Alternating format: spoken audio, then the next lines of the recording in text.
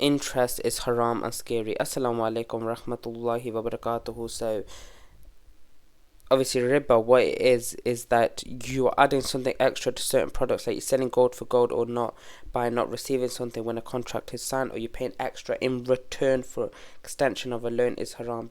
Basically mortgages that have interest attached to it, like 1%, 2%, 10%, whatever it is, with the majority of these mortgages.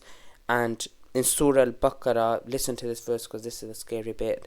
In Surah Al-Baqarah, verse 278, 279, O you who believe, be afraid of Allah and give up what remains due to you from riba, usury, from now onward, if you are really believers.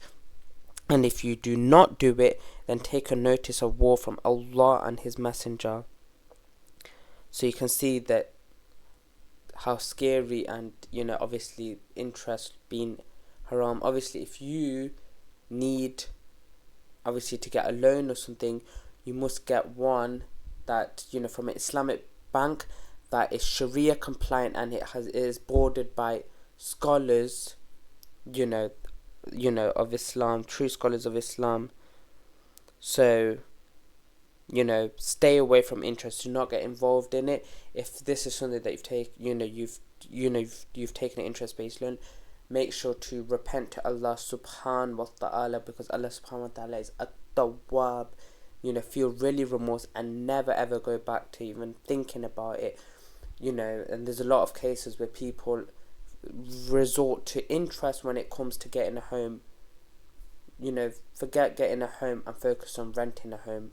And that is something that you should do instead, because this way you would not be dealing in interest in riba, and that's your option. And in terms of for education, you should take like a gap year, or try to save up the money that you need for your university expenses, or to ask for money from family or something. And or if this is obviously not an option, then think of other alternatives. Work, take that gap year, and then earn the money, and then obviously study, obviously. But we can never compromise our religion simply for these worldly things.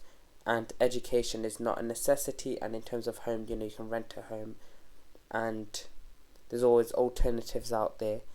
And I leave you here. Fi amanillah wa sallallahu wa baraka ala nabina Muhammad. Astaghfirullah. Assalamu alaikum wa rahmatullahi wa barakatuh.